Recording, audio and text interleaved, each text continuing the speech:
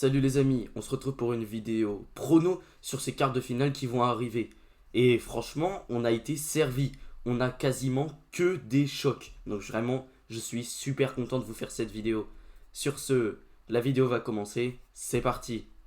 Commençons par ce Espagne-Allemagne qui est une finale avant l'heure, le meilleur rendez-vous de ces quarts de finale. Et franchement, ça me fait de la peine de me dire qu'à la fin de cette rencontre, on aura un de ces grands favoris en moins. Mais bon, c'est comme ça, c'est cette partie de tableau qui est très cruelle. Et donc, on va commencer par ces pronos. Et je vais commencer par l'Espagne qui, ça y est, le projet de jeu est enfin arrivé à maturation. On est bien loin de l'Espagne de Luis Enrique de 2022 qui utilisait généralement la relance courte, utilisait très peu de gelons et n'avait pas beaucoup de verticalité. Mais là maintenant, grâce à Lamal et grâce à Williams, on a beaucoup, enfin, il y a des joueurs beaucoup plus déséquilibrants. Et donc ça permet d'apporter bien plus de verticalité. D'ailleurs, on l'a vu, l'Espagne est toujours dans un jeu de position, de possession, mais ne l'a pas toujours au courant du match. Donc ça aussi, c'est très intéressant. Par contre, quand ils ont des phases de contrôle, ce sont de vraies phases, avec notamment au milieu de terrain, un milieu de terrain qui est extrêmement technique, avec Fabian Ruiz, Rodri et Pedri, et bah ça fonctionne super bien. Ce milieu de terrain est extrêmement technique et permet donc de garder un très bon contrôle du ballon. D'ailleurs, le fait que cette Espagne joue extrêmement haute, eh bien, ça permet de récupérer très haut les ballons. Donc même s'il y a une perte de balles offensivement d'un des ailiers ou par exemple de Morata, eh bien, c'est pas très grave, ils arriveront généralement à la récupérer dans les mètres adverses. Donc ça, c'est extrêmement important et très intéressant puisque vraiment cette pression haute des Espagnols a posé énormément de problèmes aux équipes qu'ils ont affrontées durant cet Euro. D'ailleurs, on a vu que cette équipe d'Espagne a parfois des problèmes à la finition, mais est globalement en réussite. Face à la Géorgie, ils ont mis 4 buts. Face à l'Italie, ils en ont mis un, certes. Malheureusement, c'est la seule rencontre qui me fait dire qu'à l'efficacité, ça peut être un petit peu problématique. Mais face à la Croatie, ils en ont mis 3. Et face à l'Albanie, ils en ont mis un, mais c'était l'équipe B. Donc c'est pas très grave. Ce que je veux dire, c'est que cette équipe d'Espagne est tellement bonne en termes de créativité et est tellement bonne offensivement qu'ils arrivent à se procurer énormément d'occasions. Le Espagne-Géorgie s'est terminé avec 36 tirs côté espagnol, ce qui est absolument énorme. Et c'est vrai qu'il y a un argument supplémentaire pour cette équipe d'Espagne. Et ben c'est les joueurs de banc. Ces joueurs de banc sont assez bons, il y a beaucoup de possibilités, avec par exemple un Dani Olmo qui a marqué face à la Géorgie, qui a été très bon, avec un Mikel Oyarzabal, avec un Ferran Torres. Avoir ce genre de joueur en sortie de banc, c'est vraiment excellent, et franchement cette équipe d'Espagne a un bel effectif. Et je parlais également des côtés, mais on peut également parler des latéraux, et ces latéraux, Cucurella, Carvajal, ça marche super bien sur ce début d'Euro. Donc franchement, je pense que les côtés vont être un axe extrêmement important de cette rencontre. Mais si les Allemands arrivent à bien verrouiller ces côtés, eh bien, l'Espagne peut ronronner. Parce que comme je l'ai dit, dans le jeu axial, eh ben, ça marche pas très bien. Comme ils passent énormément par les côtés, ils ne vont pas beaucoup passer par du jeu axial. Ça a quelque peu marché face à la Croatie, mais on n'a pas réellement revu ce genre d'action. Alors j'espère qu'un Fabian Ruiz pourra par exemple lancer Morata dans la profondeur comme il l'avait fait face à la Croatie, puisque sinon ça risque d'être un petit peu compliqué pour la variété dans le jeu. Donc ça c'était un des premiers points négatifs, mais il y en a également deux autres. C'est cette charnière centrale déjà. La charnière centrale n'est pas d'un excellent niveau. Aymeric Laporte, Robin Lenormand, c'est pas la meilleure charnière centrale de cet Euro. Ils ne sont pas réellement exposés pour le moment, puisque cette équipe d'Espagne arrive à vraiment garder un énorme contrôle du ballon. Mais face à cette équipe d'Allemagne qui est très joueuse, eh bien ça risque de faire des ravages à cette défense centrale. Donc je ne sais pas si ça va tenir face à l'Allemagne. Et c'est pour moi une de mes interrogations. Mais également le gardien, qui est la dernière interrogation côté espagnol. Le gardien Unai Simon, sans dire qu'il est mauvais, que c'est un mauvais gardien, il fait même un plutôt bon Euro. Mais il ne m'a pas impressionné, c'est vraiment pas Buffon. C'est un très bon gardien de Liga, sans plus. Il est moyen, c'est un assez bon gardien, sans plus. Et j'ai peur que face à une équipe d'Allemagne qui elle peut compter sur un Manuel Neuer, eh bien ça ne fasse pas vraiment le poids. Côté allemand maintenant, eh bien comme je l'ai dit dans cette petite partie sur l'Espagne, sur les côtés, ils sont extrêmement bons pour les verrouiller. Donc ça, c'est déjà une excellente qualité. Mais également, ils ont un argument exceptionnel. Moussiala, Jamal Moussiala est littéralement à son prime durant 7 euros. Il est exceptionnel dans les combinaisons, dans les petits espaces, mais également pour éliminer. Il marque également beaucoup de buts. Il fait des passes décisives. Il est tout simplement à son prime. Il est imbattable. C'est peut-être le meilleur joueur de l'Euro. Et lui, l'Allemagne va avoir besoin d'un très très grand Moussiala pour pouvoir battre cette équipe d'Espagne. Mais franchement, je me fais pas de soucis vu comment il est fort sur ce début d'Euro. Mais il y a également une bonne créativité. Bah forcément, avec un Musiala de aussi haut niveau, mais également avec un Florian Wirtz, un Ilkay Gundogan, un Toni Kroos et un Kai Havertz, eh bien en termes de créativité, c'est excellent. Et d'ailleurs, ça se passe surtout par des combinaisons entre les offensifs. En ce début d'Euro, on pouvait se poser des questions sur comment ces offensifs allaient combiner. Dorénavant, ça marche de mieux en mieux, même si Nagelsmann a testé d'autres choses avec Leroy Sané à la place de Wirtz ou avec Niklas Füllkrug à la place de Havertz. Pour moi, ces quatre offensifs ont prouvé. Je pense que ça devrait être eux qui devraient être titulaires. Et franchement, en termes de créativité, c'est le top du top. On fait quasiment pas mieux dans cet euro. Par exemple, grâce à ces combinaisons dans les petits espaces, mais aussi grâce à du jeu long, par exemple sur les transversales de Toni Kroos. Donc franchement, les quatre joueurs d'attaque sont excellentissimes. Mais ce projet de jeu, contrairement à celui des Espagnols, est encore en évolution. Il n'est pas encore tout à fait terminé et ça se voit, puisque parfois on peut se poser des questions. Comme je l'ai dit, ces offensifs sont excellents, mais parfois Nagelsmann se pose encore des questions sur qui mettre en numéro 9, tout ça.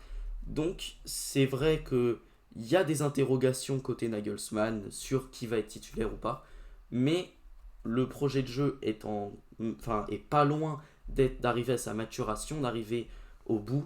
Donc, c'est vrai que par rapport à cette équipe d'Espagne, c'est pas tout à fait rassurant, puisque l'équipe d'Espagne, est arrivée au bout de son projet de jeu. Mais pour ce qui est de cette équipe d'Allemagne, c'est pas encore le cas. N'empêche que l'équipe d'Allemagne a su obtenir des résultats malgré un projet de jeu pas encore totalement arrivé à son terme. Donc, pour moi, c'est un argument à prendre en compte, même si ce n'est pas un argument majeur. Par contre, cette Allemagne, défensivement, est extrêmement solide, contrairement à ces Espagnols où je soulignais parfois les problèmes de cette charnière centrale. Pour le coup, les Allemands sont extrêmement solides défensivement. C'est sûr qu'avec Rüdiger, Schlotterbeck ou Jonathan Tah, c'est forcément extrêmement solide en défense centrale.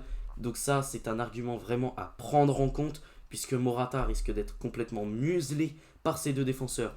Par contre, pour ce qui est des latéraux, là, la question se pose, puisque Kimmich aide beaucoup à la construction et aide beaucoup à créer dans le jeu. Et Mittelstädt, on le sait, est un latéral qui monte énormément, qui est censé apporter beaucoup de danger. Donc je l'ai dit, il verrouille bien les côtés, mais parfois, face à un Lamine Yamal ou face à un Neco Williams, ce serait pas étonnant que ces latéraux soient un petit peu pris de vitesse. Mais bon, on pourra compter par exemple sur la compensation d'un Robert Andrich qui pourrait aider ces latéraux. Donc pareil, là-dessus, il n'y a pas trop de soucis à se faire. Mais comme je l'ai dit, l'Allemagne peut également compter sur un excellent Manuel Neuer. Donc ça, c'est cool d'avoir un gardien d'aussi haut niveau malgré son âge. Et je pense que de toute façon, c'est toujours effrayant de se retrouver face à Manuel Neuer quand tu es un attaquant. Maintenant, il y a quand même des soucis. Puisque, comme je l'ai dit, Mittelstädt est bon pour dynamiter cette attaque. Mais parfois, cette équipe d'Allemagne peut parfois hésiter un petit peu à aller vraiment totalement de l'avant. Et c'est vrai que cet axe Kroos-Mittelstädt, on l'a beaucoup vu dans ce début d'Euro. Mais le fait que de l'autre côté, on n'ait pas un penchant aussi dynamiteur, aussi explosif, parfois, on peut se poser des questions quant au fait d'aider un petit peu Florian Wirtz à la création. Mais Kimmich monte un petit peu, il crée, donc ça aussi, ça peut être compensable. Par contre, le vrai souci de cette équipe d'Allemagne, c'est que ça manque d'un tueur devant le but. Parce que si on part sur ces quatre offensifs titulaires, j'adore Kai Havertz. Il est très utile dans le jeu, très utile à la création, mais malheureusement, il marque bien moins de buts qu'un Niklas Füllkrug, par exemple. Et c'est de là que vient l'hésitation pour Julian Nagelsmann. N'empêche que moi, je partirai avec Kai Havertz, mais ce manque d'un tueur devant la cage, eh bien ça pourrait vraiment coûter préjudice à cette Allemagne. Et même si j'ai bien vendu cette défense allemande, eh ben j'ai encore quelques hésitations. Puisqu'on le sait, dans ce début d'Euro, celui qui a été titulaire aux côtés de Rudiger, eh bien c'est Jonathan Tah. Mais on a vu récemment Nico Schlotterbeck, donc je ne sais pas si cette adaptation, si Nagelsmann continuera avec Jonathan Tah ou s'il remettra Schlotterbeck, je ne sais pas. Et j'espère que s'il met Schlotterbeck, eh ben Rudiger arrivera bien à s'adapter. Sur le dernier match, lorsque la défense était Rudiger-Schlotterbeck, ça a très très bien marché. Maintenant, il faut voir si ces hésitations de Nagelsmann sont fondées ou pas. Mais maintenant, passons au prono. Et là, c'est très très dur. Mais je pense que je vais partir pour l'Espagne. Parce que leur jeu est arrivé à maturation, qu'ils sont pour moi au mieux de leur projet de jeu. Et surtout avec Lamine Yamal, Nico Williams sur les côtés, c'est tellement fort. Je pense que cette équipe d'Allemagne, à cause de son manque à la finition, ne parviendra pas à gagner cette rencontre. Passons au prono de ce deuxième quart de finale, probablement celui que vous attendez tous, le France-Portugal, qui est pareil une finale avant l'heure et qui est assez disputé puisqu'on observe deux équipes qui ont un projet de jeu un petit peu différent mais qui ont des défauts similaires. Donc ça va être très intéressant à analyser. Commençons par cette équipe du Portugal qui met en place un jeu de possession qui est assez intéressant, qui a plutôt bien marché, tout en essayant une défense à 3 avec un João Cancelo qui vient beaucoup plus haut et avec un Nuno Mendes qui lui est plutôt un troisième central, même s'il va quelquefois tenter d'apporter offensivement. Avec un double pivot avec Vitinha Palhinha, qui est d'ailleurs une de ses satisfactions sur ce début d'Euro pour le Portugal. Vitinha Palhinha sont des joueurs qui sont assez complémentaires, puisque Palhinha a un très gros abattage défensif, mais parfois aide à la création, lorsque Vitinha est lui très axé sur la création, mais peut également parfois apporter un petit peu d'équilibre dans cet entrejeu du Portugal. Donc ça déjà, c'est un axe extrêmement important côté portugais. Mais on doit également parler des autres joueurs offensifs. Pour ce qui est de Rafael Leao par exemple, eh ben, c'est très compliqué. Dès que ça joue bloc bas en face, il est complètement perdu, il a beaucoup de mal. Pour ce qui est de Bruno Fernandes, bah franchement, j'aime pas trop ses performances sur ce début d'Euro. Faut le dire, hein, il a été plutôt bon en phase de poule. Mais pour le reste, eh ben, sa performance en huitième de finale, je la trouve catastrophique, hein, tout simplement. Il n'a vraiment pas été bon. Pour ce qui est de Bernardo Silva, eh ben, c'est pareil. Les Portugais se plaignent de son rendement avec le Portugal. Ils considèrent que son rendement avec Manchester City est bien plus élevé, ce qui est d'ailleurs totalement vrai. Avec Manchester City, c'est un potentiel ballon d'or. Avec le Portugal, c'est un joueur, je dirais pas moyen, mais qui est bien moins bon et qui peine à apporter de la créativité. Et surtout, celui qui fait l'alpha et l'oméga de cette attaque portugaise, parfois à tort, parfois à raison, Cristiano Ronaldo, celui qui subit le plus de critiques sur ce début d'Euro par son manque d'efficacité, bah c'est lui. Et c'est vrai que Cristiano Ronaldo, eh ben son cas pose question. Le fait qu'il ait pleuré, tout ça, je ne vais pas revenir sur la polémique. Parce que le fait qu'il montre ses émotions sur le terrain et le fait qu'il puisse perdre ses nerfs, alors c'est vrai que émotionnellement ça peut être compliqué. Parce que quand tu es un joueur du Portugal, peut-être un jeune comme Nuno Mendes ou Vitinha, c'est dur de voir un aussi grand joueur, un monument, perdre ses nerfs dans un match. Et c'est vrai que ça peut envoyer un signal négatif. Mais je me dis quand même que Cristiano Ronaldo pourrait arriver à rebondir. Mais c'est vrai que sa forme durant cet Euro pose question. Et puis surtout, je tiens à rappeler que ces joueurs du Portugal ont joué 120 minutes récemment. Et donc ça, c'est un argument à prendre en compte, puisqu'ils auront un petit peu moins de repos que les joueurs de cette équipe de France. Mais c'est vrai que cette équipe du Portugal, elle me pose vraiment des questions. Puisque là où l'équipe de France a montré une bonne solidité défensive, mais a eu besoin des fois d'un grand Mike Maignan, et ben là, c'est un peu pareil. Mais surtout, on a vu de la fébrilité défensive. Sur la fin de ce match contre la Slovénie, il a fallu un grand gardien, un très grand Diogo Costa, parce que Pep avait fait cette erreur. Et donc je me dis que cette équipe de France pourrait profiter de ces failles défensives côté portugais. Mais surtout offensivement, le manque total à la finition et surtout le fait qu'ils aient aussi peu cadré face à la Slovénie, qui n'est clairement pas un ogre dans cet euro, bah franchement, ça pose question aussi. Et Cristiano Ronaldo qui tente des milliers de coups francs et qui n'en met pas un seul, et ça aussi, ça ne doit pas aider. Passons à la France maintenant, et c'est pas beaucoup plus réjouissant, puisque côté français, c'est simple, on n'a jamais été aussi peu en réussite sur une compétition. On a un nombre d'XG absolument énorme, mais on n'arrive jamais à convertir nos occasions. Et ça, c'est dramatique. Puisqu'on peut se dire que Ousmane Dembélé qui ne marque pas, eh bien c'est logique. On peut se dire qu'un Griezmann qui marque moins, bah c'est pas grave puisqu'il joue plus bas. On peut se dire que Marcus Thuram qui est dans une mauvaise forme, bon tant pis, de toute façon les numéros 9 ont toujours été une interrogation pour cette équipe de France sur ces dernières compétitions. Mais quand on voit les performances de Kylian Mbappé, qui n'est qu'à un seul but sur cet euro, et un but sur penalty en plus, et ben c'est là pour moi que l'interrogation arrive à son paroxysme, puisque Kylian Mbappé, on peut faire un parallèle avec Cristiano Ronaldo. Il tente beaucoup, mais il ne marque pas. Et d'ailleurs, j'ai beaucoup de mal à penser que Kylian Mbappé va continuer cet euro en errant comme une âme en peine, en étant comme un fantôme. Je pense qu'il va falloir qu'il se reprenne, puisque Kylian Mbappé est une contrainte tactique pour l'équipe de France. Certes, il y a énormément de jeux qui passent par lui, mais défensivement, eh bah, son volume de jeu défensif est tout simplement cataclysmique, hein, il ne défend quasiment pas. Donc, on va avoir besoin d'un très gros Kylian Mbappé offensivement si on veut espérer passer contre le Portugal et surtout si on veut espérer gagner la compétition. Mais on a également une autre interrogation, eh bien c'est Adrien Rabiot. Comment on va remplacer Adrien Rabiot? Puisque je le rappelle, il a été suspendu contre la Belgique pour une accumulation de cartons jaunes et donc on ne sait toujours pas qui va le remplacer. Pour le moment, il y a deux options qui auraient fuité dans la presse. Ce serait soit Griezmann qui redescendrait d'un cran et donc on aurait un double pivot Tchouaméni, Kanté et avec Griezmann un petit peu plus haut en relayeur, ou alors on aurait toujours Griezmann ailier droit et on aurait Kamavinga qui viendrait compléter ce trio au milieu de terrain avec Kanté et Tchouaméni. Et c'est pas forcément l'option que je préfère, mais c'est peut-être celle-ci que Deschamps va essayer.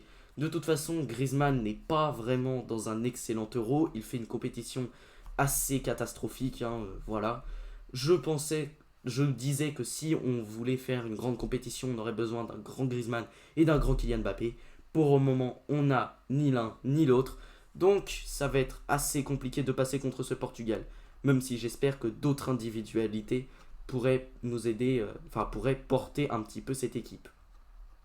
Se pose également la question du cas Giroud, qui ne rentre absolument pas dans les plans de Didier Deschamps. Ça, bah, il faut le comprendre. Il n'a quasiment pas joué depuis le début de cet euro. Didier Deschamps ne lui fait pas confiance. C'est bien dommage parce que pour moi, on avait besoin d'une présence dans la surface, une autre présence que Marcus Thuram, puisque pour moi, Marcus Thuram n'est pas un joueur suffisamment performant pour rester dans cette équipe de France. Mais Didier Deschamps veut continuer avec lui. Écoutez, laissons-le faire. De toute façon, je pense qu'il sait tout de même ce qu'il fait, même si parfois il a un petit peu recours à l'improvisation. Il y a quand même des points de réjouissance côté français.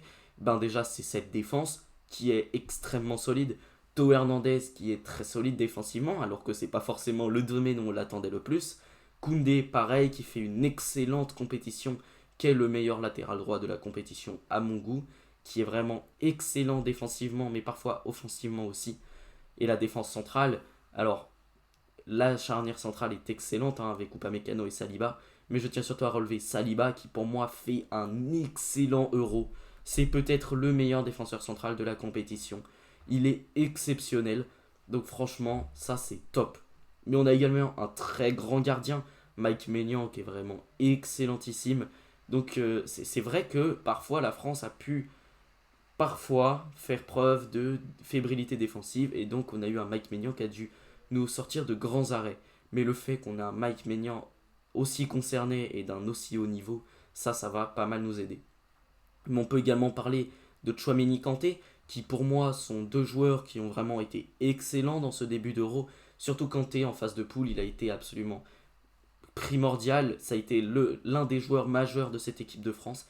Il est excellent sur sa capacité défensive à aller chasser le ballon. mais également offensivement où il a pas mal apporté. Et Tchouaméni, pareil, dans ce rôle équilibrant, dans ce rôle de récupérateur, dans ce rôle également de constructeur avec ses différentes phases où il envoie des transversales vers Koundé ou vers les latéraux. Ça a très très bien marché. Donc franchement, ce milieu de terrain est pour moi une grande satisfaction. Passons maintenant au pronostic. Et je vais pas passer par quatre chemins, mais je vois quand même la France passer. Comme je l'ai dit, j'attends un sursaut de Kylian Mbappé. Et j'attends un sursaut d'Antoine Griezmann. Et si on a les deux, eh bien pour moi, cette équipe de France devrait se qualifier. Je dis pas sans trop de problèmes. Je pense que ce sera encore une fois une victoire. 1-0, à but raccro, moche. Mais je ne pense pas qu'on aura un but contre son camp déjà. Je vois bien un petit but de Kylian Mbappé pour nous montrer qu'il est encore là. Mais surtout, le fait que le Portugal ait un potentiel offensif énorme, mais ne l'exploite pas du tout, bah pour moi, c'est l'axe le plus important de cette rencontre. Et si le Portugal n'exploite pas son potentiel offensif au max de son potentiel, eh bien, cette équipe de France devrait passer. Passons au troisième quart de finale, peut-être le plus déséquilibré, mais également l'un des plus intéressants, Pays-Bas-Turquie, un match qui s'annonce vraiment très intéressant. Et parlons d'abord de la Turquie qui a fait une excellente performance face à l'Autriche avec cette victoire de 1, un doublé de Merih Demiral qui ce soir-là en plus faisait une performance défensive exceptionnelle. On va également parler de Mert Gunok, le gardien qui a fait l'arrêt de l'Euro pour moi à la dernière seconde, littéralement. Il sort cet arrêt magistral devant Baumgartner, magnifique. Ça, lui aussi, c'est un excellent gardien. Pour ce qui est des latéraux, on peut parler de Ferdi Kadioglu et Mert Muldur, qui ont été pour moi excellentissimes sur ce match, mais qui ont été également très forts depuis le début de l'Euro. Alors, dans ce rôle de piston qui leur convient vraiment très bien, je les trouve très intéressants parce qu'ils apportent offensivement, mais également défensivement. Ils font de très bons retours, ils sont très solides. Au milieu de terrain, le double pivot Kokshu, Jucek, ça marche super bien, c'est ultra fort. C'est un double pivot qui récupère beaucoup de ballons, mais également qui se projette, surtout grâce à Orkun Kokshu. Il joue numéro 10 au Benfica. Mais en tout cas, c'est très intéressant comme milieu de terrain. Et puis sur le front de l'attaque, Kenan Yildiz, Arda Güler et Yilmaz, c'est super fort. C'est tout simplement super fort. Yilmaz est intéressant dans le jeu un petit peu de déviation. Et surtout le fait qu'il décroche et qu'il il prend de l'espace. C'est-à-dire que les défenseurs autrichiens doivent quand même le marquer. Arda Güler est extrêmement bon à la création. Il a réussi à faire parler sa qualité technique depuis le début de l'Euro. On n'oubliera pas évidemment son magnifique but face à la Géorgie. Donc franchement, lui, il est très fort. Et Kenan Yildiz a été un petit peu moins en vue face à l'Autriche. Mais il est tout de même intéressant, pareil, grâce à sa qualité technique. Donc franchement, cette équipe de Turquie n'est pas du tout à sous-estimer. Ils ont fait une très belle phase de poule en terminant quand même avec 6 points. Donc juste derrière le Portugal, parce que ça s'est joué à la différence de but. C'est vraiment une magnifique équipe. Vincenzo Montella est un très bon coach. Il a réussi à créer un projet de jeu excellent.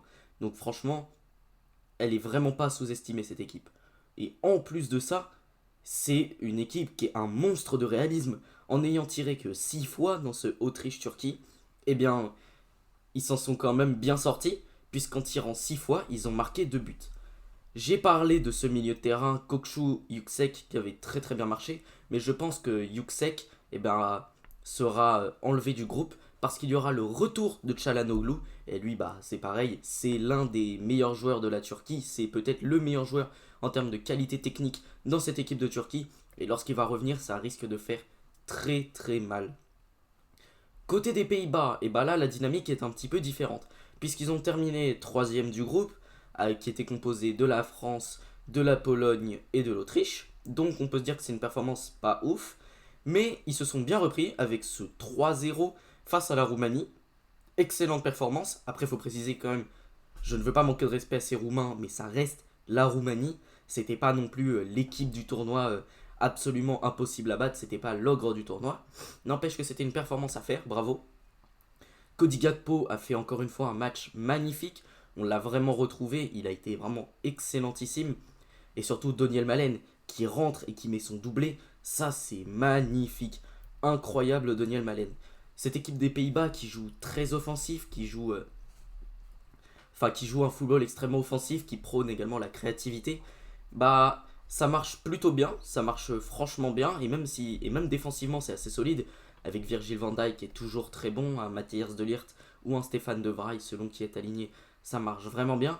Et Denzel Dumfries, pareil, fait un magnifique Euro, donc franchement c'est top. Même Nathan Ake est assez intéressant sur son côté gauche. Donc voilà, franchement, côté Pays-Bas, il y a de très belles choses aussi. Bon, on peut également parler du double pivot, Tijani Reinders et Schouten, qui a super bien marché face à la Roumanie. Tijani Reinders à la création a été très utile et Schouten, lui, s'occupait un petit peu plus des tâches défensives. Donc ça a vachement bien marché. Et franchement, j'ai trouvé cette équipe des Pays-Bas qui proposait un football offensif magnifique. Ça a super bien marché offensivement. Et défensivement, c'est très solide aussi. Donc justement, avec Schouten qui défend un petit peu plus, Ake, Van Dijk, De Vrij, ça marche super bien comme défense. Et évidemment, Dumfries qui vient redescendre également, aider ses camarades dans les tâches défensives. Passons au prono. J'ai dit du bien de cette équipe de Turquie, j'ai dit du bien de cette équipe des Pays-Bas. Mais pour autant, je vois les Pays-Bas se qualifier. Cette équipe de Turquie a montré une bonne solidité défensive, a montré également qu'ils étaient extrêmement efficaces lorsqu'ils se procuraient des occasions, alors qu'ils n'en ont pas toujours énormément. Mais pour autant, cette équipe des Pays-Bas, pour moi, est d'un niveau technique supérieur à cette équipe de la Turquie. J'aime beaucoup cette équipe de la Turquie. Ils ont montré de très belles choses dans cet Euro. Mais pour moi, les Pays-Bas, en termes de qualité individuelle, sont bien plus forts. Et ça, c'est juste indéniable. Ils ont un meilleur effectif. C'est comme ça. Par contre, tout ne se résume pas à l'effectif. Mais je trouve que les Pays-Bas ont une qualité créative absolument exceptionnelle. Et surtout, défensivement, ils sont tellement solides que je les vois pas forcément encaisser un but dans cette rencontre. Donc pour moi, les Pays-Bas vont se qualifier et ne vont pas encaisser de but. Passons au dernier pronostic de cette vidéo, le Angleterre-Suisse, qui pour moi est l'une des meilleures rencontres à suivre. Elle est vraiment top cette rencontre, ça va être super intéressant. Surtout que les deux équipes sont dans une dynamique totalement opposée, donc pour moi ça va vraiment être très cool à suivre. Commençons par la Suisse, où franchement, cette équipe suisse, elle m'impressionne. Au milieu de terrain, ce double pivot Xhaka Freuler est d'un excellent niveau, que ce soit à la récupération, mais également à la construction. Je les trouve tous les deux excellentissimes.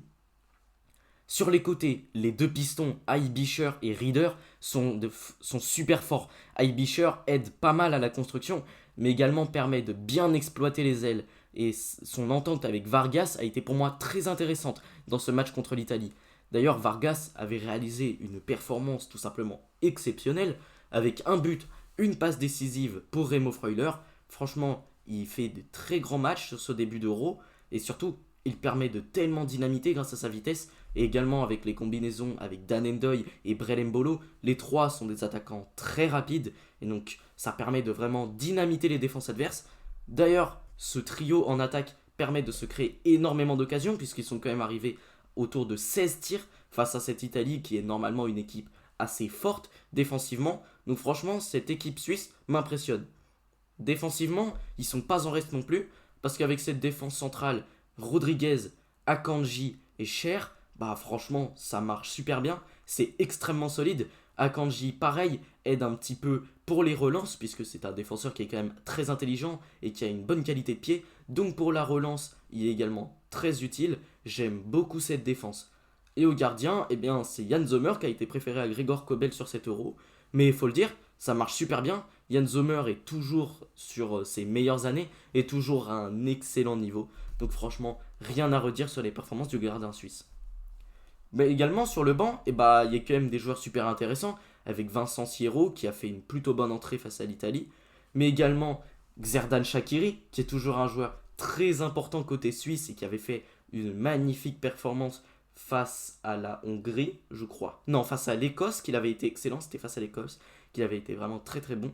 Mais il y a aussi du Denis Zakaria sur le banc, c'est un top joueur. Il y a également du Nico Elvedi en défense, ou même en attaque, si on a besoin d'encore un petit peu de vitesse, ou parfois d'un profil un petit peu plus créatif. On a du Zeki Amdouni ou du Noah Okafor pour la vitesse. Donc franchement, cette équipe suisse est magnifique. Bravo à Murat Yakin pour ce super beau travail.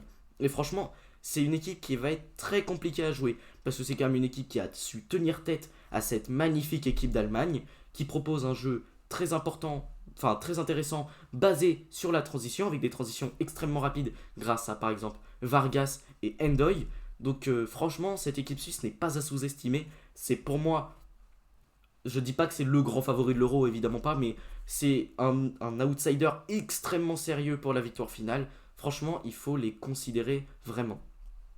L'Angleterre, quant à elle, eh bah, elle est dans une dynamique complètement opposée, puisque elle, pour le coup, n'a pas du tout convaincu, que ce soit en phase de groupe ou face à la Slovaquie. D'ailleurs, face à la Slovaquie, on peut qualifier cette qualification justement de miracle. Hein. À ce niveau-là, c'est un miracle. Merci à Jude Bellingham pour ce but absolument magnifique à la toute fin du temps à la toute fin du temps additionnel. Franchement, Bellingham, pas de souci. Mais là, ce qui me désole, c'est comment c'est possible d'avoir un potentiel offensif aussi énorme et de n'en rien et d'arriver à rien en faire. Mais ça, c'est Gareth Southgate. Son jeu trop statique, son jeu où il n'y a aucun dépassement de fonction, ça marche pas du tout. Face à la Slovaquie en première période, on voit une relance à 3 qui est installée avec Kyle Walker, John Stones et Mark Guéhi. Ça marche pas du tout. Qu'est-ce que fait Gareth Southgate? Aucun changement. Parce qu'il considère que ça marche, alors que tout le monde a bien vu que ça marchait pas. Et même, on l'a vu sur la deuxième période, où ils ont commencé à subir des contre-attaques, parce que justement, il y avait des mésententes entre Kyle Walker, Stones. J'ai même vu un moment une séquence lunaire où Kyle Walker se met à hurler sur Bukayo Saka parce qu'il n'avait aucune option de passe. C'est quand même n'importe quoi cette équipe d'Angleterre. Toujours aussi statique, aucun dépassement de fonction. Défensivement, on disait que c'était fort, mais en fait c'est super fébrile. À un moment, j'ai même vu des séquences où c'était Pickford qui était chargé de la création. On est où là? Comment ça, Pickford, le gardien de l'équipe, qui a en plus de ça un jeu au pied qui n'est pas exceptionnel, qui n'est pas reconnu pour être le meilleur d'Europe, comment ça se fait que ce soit lui qui soit responsable de la création? Franchement, je ne comprends pas. Et le seul joueur qui pour moi s'était vraiment démarqué en première période, c'était Kobbie Mainoo, un petit jeune qui lui faisait du dépassement de fonction, qui lui allait dribbler dans la surface adverse, qui essayait de trouver des bonnes passes. Donc franchement, je dis pas que Kobbie Mainoo a fait une performance exceptionnelle. Hein. Franchement, c'était moyen, mais c'était à côté des autres joueurs, on avait l'impression qu'il faisait un match, un top match. Alors que dans une autre équipe, ce genre de performance ne serait passé presque inaperçu. Donc franchement, cette équipe d'Angleterre, je la trouve déplorable en termes de jeu. Mais heureusement, il y a des individualités très fortes qui se réveillent parfois au bon moment, comme Jude Bellingham ou Harry Kane pour marquer le but du 2-1. Et franchement, si l'Angleterre continue de jouer comme ça, ils devront encore une fois compter sur des individualités fortes pour se sortir de cette situation. Et franchement, la performance de Bukayo Saka l'autre jour ne me rassure pas. La performance de Phil Foden ne me rassure pas non plus. Finalement, le seul joueur qui m'a rassuré, c'est Cole Palmer. Encore une fois, en tant qu'entrant, je l'ai trouvé très bon. Quand il est entré, il a changé un petit peu cette physionomie de match. Alors malheureusement, il n'a pas marqué, il n'a pas fait de passe décisive. Et ça, les gens considèrent que comme il n'a pas été décisif, il n'a pas été important dans la rencontre. Mais pour moi, c'est l'un des seuls qui a réussi à vraiment se démarquer dans cette rencontre. Après, il y a quand même Bellingham qui, sur ce but, effectivement, pourrait être l'homme du match, hein, je pense. Je crois que c'est lui qui l'a été. Et c'est vrai que, pour le coup, c'était pas mal. Mais même sur le deuxième but, le but d'Harry Kane, c'est totalement hasardeux comme truc. Parce qu'autant sur le but de Bellingham, c'est un centre, voilà. Mais le deuxième but, c'est d'un hasardeux pas possible. C'est n'importe quoi, c'est une frappe de loin qui ricoche sur plein de joueurs et qui arrive sur la tête d'Harry Kane. C'est totalement hasardeux et pour moi c'est à l'image de ces résultats anglais. C'est du hasard parce que c'est du jeu moche. Et pour ce qui est de mon prono, je pense que je vais partir sur la Suisse qui pour moi est une équipe bien plus forte que cette équipe d'Angleterre et personnellement j'ai envie que cette équipe suisse punisse cette équipe d'Angleterre pour le jeu aussi répugnant qu'elle propose. Sur ce, cette vidéo est sur le point de se terminer. Je rappelle quand même mes pronostics pour la fin de cette vidéo. Donc, pour le Espagne-Allemagne, j'ai mis que l'Espagne gagnerait ce match. Pour le France-Portugal, j'ai donné la France vainqueur. Pour le Pays-Bas-Turquie, j'ai donné les Pays-Bas vainqueurs. Et pour le Suisse-Angleterre, j'ai donné la Suisse vainqueur. J'espère avoir vu tout juste. Sur les huitièmes de finale, je m'étais pas trop planté puisque j'avais pronostiqué la Suisse, la France, le Portugal, l'Angleterre. Et je crois que je m'étais planté que sur deux autres matchs. Je m'étais planté sur le Roumanie-Pays-Bas et je m'étais trompé sur le Autriche-Turquie. Sur ce, j'espère que cette vidéo vous aura plu. Si c'est le cas, n'hésitez pas à la liker, à commenter, voir si vous êtes d'accord avec moi ou me donnez vous vos pronos dans les commentaires. Et si vous aimez mon contenu, n'hésitez pas à vous abonner, à activer la cloche de notification pour ne pas rater les prochaines vidéos. Sur ce, salut les amis, à la prochaine.